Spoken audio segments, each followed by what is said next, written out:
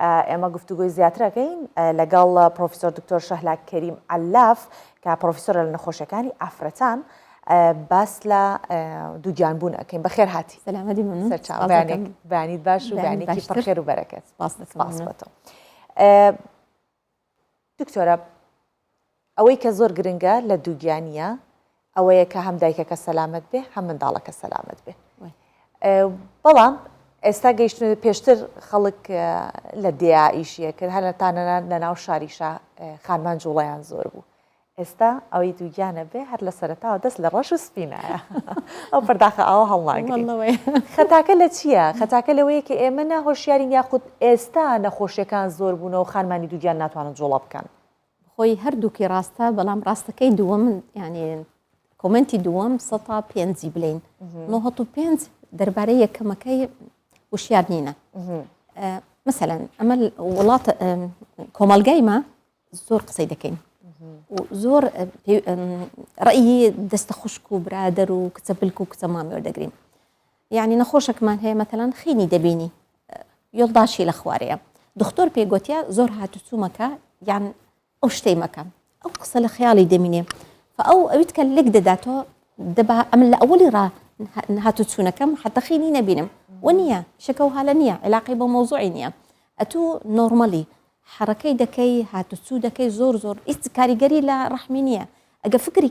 فکرکەین هەم گۆشتە چکسکۆکەیە لە بن زجیە، نەعیلاقی بە پشتیە، نەعیلاقی بە دەستیە، نەعیلاقی بە هاتوچوویە. یعنی عکسی وەی ئافرەتەکە 6 هەفتەیە زجی، ناچمە سەربانێ، ناچمە شوقەی، سواری سەیارەی نابم، با لە تاسە نەدرێم عیلاقی نییە. ئەتو دەست و پێت دەجوێ لەو حالەتەی عیلاقی بەڕەحمت نییە لە ژۆرێ. حملەکەت باشە، هیچ شتێک تەسیری لێ ناکە، هەستان دانیشتن قسەکردن شتی هەڵگرتن حتا ئەوانەش واتە زیاتر یەک ئێستا وای لاتۆ یەک ڕاچێتە بۆ هەر هەمووی بەکارەهێنرێت. یەک نەفەر ئەڵێ من باش نەبوو ئەو کای دیکە شکاڵێن ئێمەش دووگیانی گروپاتی سۆری سۆشیال میدیا ڤایبەر یعنی نەخۆشە کاتەکنم نازم ئەمەلیات بوو چ بوو بەنجی نالێم خراپە ئەوە بەس ئەتوو کو دەپرسی لە من لە من پرسە مەپرسە لە ئافرەتی دەورا و پشتت معلوماتی نییە قسەشی بە تو گۆت تەکید کە لەی نەک بە دوویکەوی نفسی یعنی نفسی بلێن ئەو شتەی دەربارەی کردیە بە گۆتی تیلوت. باش دکتۆر شەهلە ئەگەر بگەڕێنەوە سەر ئەو شێوازانەی کە خانمێکی دووگیان ئەتوانێت لە دوایەکە منداڵەکەی پێ بێت و فارغ بێت لەوەی کە هەیەی بۆیە حاڵەتەکانی سزاریانیش زیاتر بووە چونکە جوڵە کەمترە ئەو تەوەسوعی کە ئەبێ هەبێت ناکرێت و پێشتر خانمانی تر جوڵیان زۆر بوو بۆیە مناڵبوونێکی زۆر ئاساییانە بوو. بەخۆی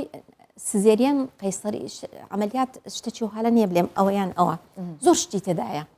حەوزە هێسکە بەژن و باڵای نەخۆشەکەیە حەزبی منداڵەکەیە بەعزەر ئافرەت حەوزی باشە ئەم بەجێ بلم بە طبیعی دەیبی بەس چەند ڕاوەستم لەسەری منداڵەکە دەمری یعنی شتێ عیلاقی بە ئەوەی نییە کە ژانم هات تحملم نەکرد بەس نسبەتی زۆریش هەیە ئەمن نامەوێت ژانی وەرگرم سزێری قەیسەری بکەم حتى منداڵەکەم نەمری ئەوەش غەڵەتە یعنی زۆر شتی بخۆی ئەگەر لە قەیسەری قسەی بکەن یان عملیاتی زگ بکەین زۆر شتی تێدا دێت. بەڵام وەکو جوڵە زیاتر تا چەندە جوڵەی باشتر بێت مناڵبوونێکی سروشتی باشتریشیە بێت ئەمە لە عەلم دەڵێن جولان لە کاتی منداڵبوون یعنی ئەگەر ئافرەتەکە حەوزی باشە منداڵەکە حەزمی باشە دڵی باشە مەجای طبیعیمان دایتێ لەو کاتەی دەلێن یعنی هاتوچوو بکە لە ساڵی ویلادەی بلێن زۆر باش دەبی لۆ منداڵبوونەکەی نەوعان ما یعنی باشتر دەکاتن 100% نا بەس ئەمە ژێنین وەرزش زۆر فکری منداڵبوونەکەی ناکەین فکری هەر بەخۆی سەحەتی نەخۆش ئافرەتی دووجیان دەکەین. باشە دکتۆرە ئەگەر وا بێت لە چەند مانگیەوە ئەتوانێت دەست بک بە وەرزشکردنێک کە ئیتر جوڵەکانی قاچ ڕان لاپاڵەکان کەی ئەتوانێت ئەمە ئەتو تەماشا سۆری تەماشای منداڵبوونی دەکەی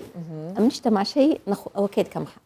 ئافرەتی دووجیەکان لێکەم ڕۆژی زجی باشە پێشی زجیش بکە یعنی ئێستا شتێکمانێ پێشی حملی بکە دەچم سوالی دەپرسم ئەرێ ئایا من تەندروستیم باشە قەڵەوبی دەلێم نا زجی مەکە باش نییە بەو حملەی خۆت دابەزێنە کێشت دابەزێنە هاتوچوو بکە ڕاضەی بکە وەزنت هاتە خوارێ 10 کیلۆیەک ئەو جەبحاولی حملی بکە ئەو پێشی حملی بکە حملی کرد وەرزش یەکەم ڕۆژ نۆرمەڵ بژی بۆچی لادەیەکانی پێشتر نۆرمەڵ بژی ئەو حرەکە خينا لدزوليتن عضلات دزوليتوا وناك وزن زياد بي يعني يك أوش دمامبات زياد شتكا تي أوش حاملي دو بشري خواردني زور بخو كيشا دانان زور آسانده شتي بخو بنوا حركي مكا وزن زياد دبي باش من ضالبوني ورا أو 15 كيلو 16 كيلو بينا خواري دابزين زور زحمة بخوش من دزاني خواردن وورزش وأوا لو دهيلي وبكي لبداية حملي الجني حاملة بيرستي بتناويتن أمن بعقل دلين برداغك شير موزك بارتك جوشتي مريشك صلاتك 24 ساعات أو دي بخوا بصا حموج لجي حاملة مالتي فيتاميني دخوا فيتامينات دخوا سيما نجي أول أصلا بس فوليك أسيد داوي من أم بيستم برسالة صار أو فوليك أسيد وفلفل أسيد بكم كواتا جرينجا إستا بيشتر خو نبوة نفوليك أسيد هبو نفلفل أسيد وأنا هيك يعني أخورا بلام أو بريكا بيويز بولا خوراك ور أجيرة إستا خوراك كور نجري أم حبانة جاكروية دقري نوعا ما بالعكس زور باشا أو صب أو مالتي فيتامين أنا يعني أم دلم زنكي ورقرا زنك لا تخوارنا هي وتندي بخم نازانم فيتامين دي لناو أو سبليم هيا بس بشينا كاتن دبي حبيب خم فيتامين دي نورمال بي روجي نيو ساعات دبي دستو بيت روت بي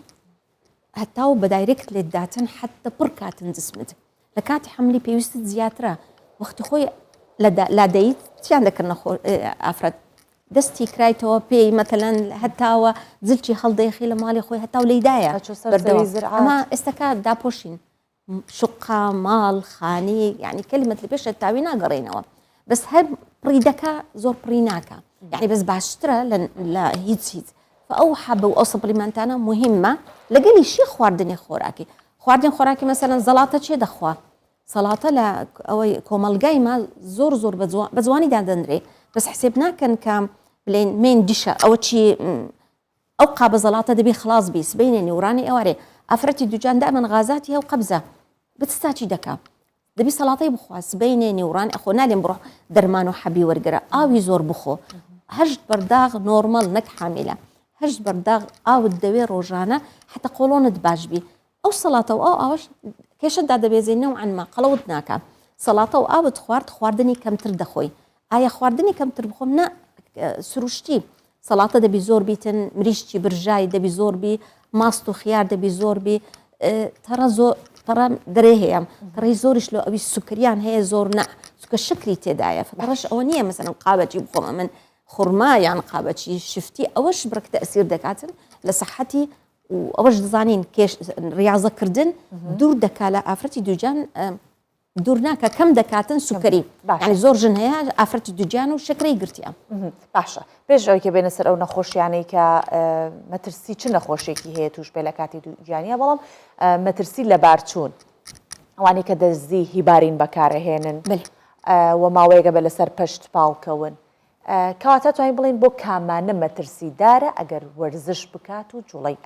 جولي كي بكاتك جولي كي ورزش عصابي وزور هالصورة ولا ما يعني أمنوها باسناكين يعني بلين زحملي مانجا ودوما قسيما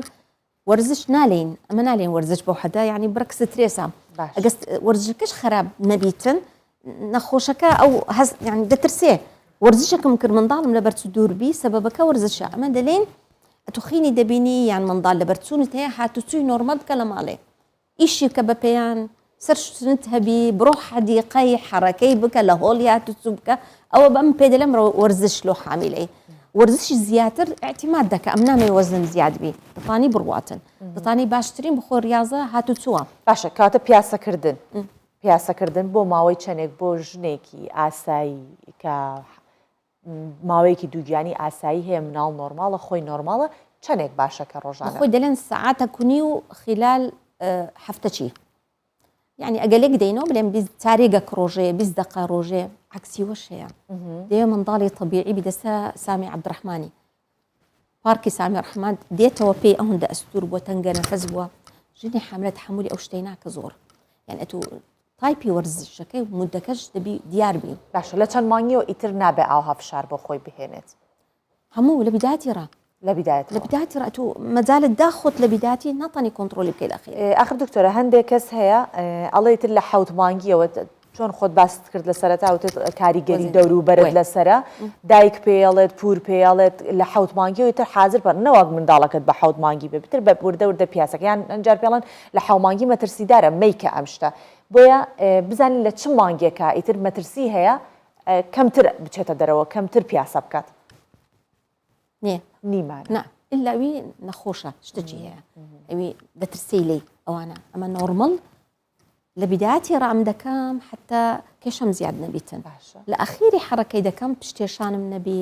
هێسکم باش بێ چاک بنوم یان ئەی وەرزش دەکا نووسنی باشترە لێکەچی وەرزش ناکاتن ئەوەی سترێسی کەم دەبیتن لە دەری حتا دلێکە ئابا دڵگوشران دەتانی چاچی کەوە ڕۆژێ سەعاتە کات سوو بکە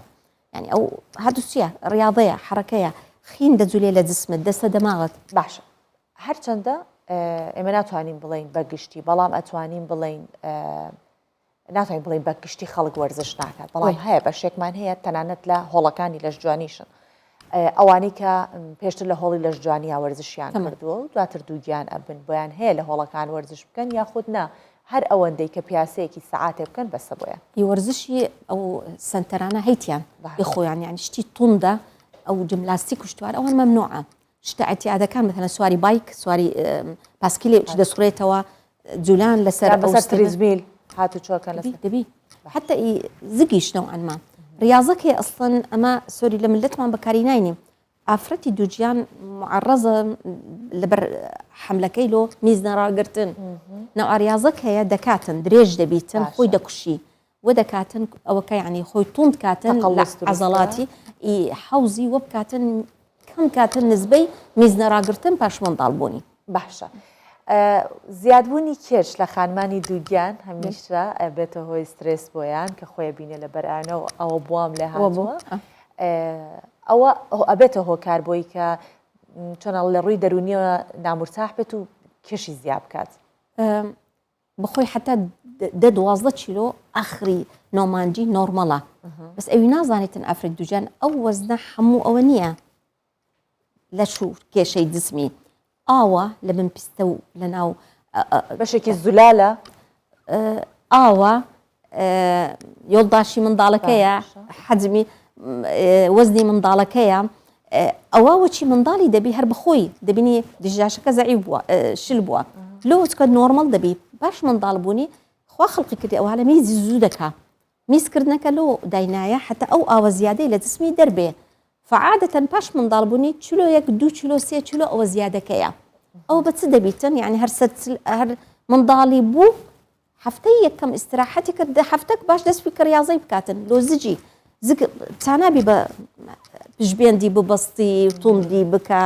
پشبێندی دەبەستی بڕک تونداتی هەست پێ دەکە بە زبیکەوە دەردێتن یعنی زگ زیاد بوونی گەورەبوونی زگ چادەبی بەس بە ریاضەی وەرزشی زگ خاصە یعنی کە عام خۆی نیشتاندن یعنی ئەو لە وەرزشەکان هەیە لە ئینتەرنێتتانی لە گوگڵتانی پەیدا بکەیت کو زگم چاکەم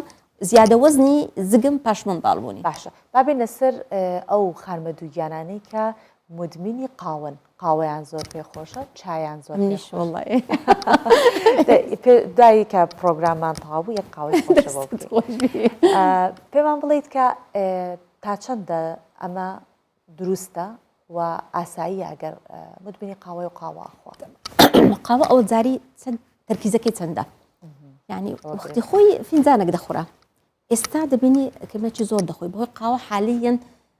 پۆپیولەرە زۆر مەشهور بووە دڵگوشڕانی کەم دەکات سوکەری کەم دەکاتن سەحەتت باش دەکات ئەم لەگەلیمە ئەو شتانە لۆچکە بەیەک فکرێگە تەماشا بکەین طبیعیە سروشتیە یعنی شتەکەنێ دروست کرابی نشاستە یعنی محلەبی شەکربی نازانم چی ئەوەی تەواو دەکەیتەوە ریجیم لۆ ریجیمی نۆرمەڵ قاوەی بەکاربێنە و ئاوی زۆر بخۆ لەگەت چای و نانی مەخۆ طریقەکی باشە لۆ ئافرەتی دووجان دەلێ کەمیەکەی کەمکە یعنی ئەم بەم دەلێ 2 کوپی ئەوە دیسپۆسەبلەکان 2 حەجم لەوەی ڕۆژانە نۆرمەڵە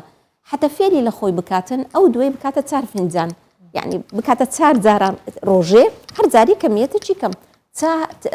تەسیری زۆر زۆر کەم کەفاینی کەمترە فچا خەفیف بیتن دەتانی 2 جار 3 جار بخواتن زۆر سپاس دەکەین پرۆفسەر شەهلا کەریم علەف ئەم بەیانە میوانی ئێمە بووی سپاس بۆ ڕێنماییەکە سەرچاوم ئەنیتان خێبێ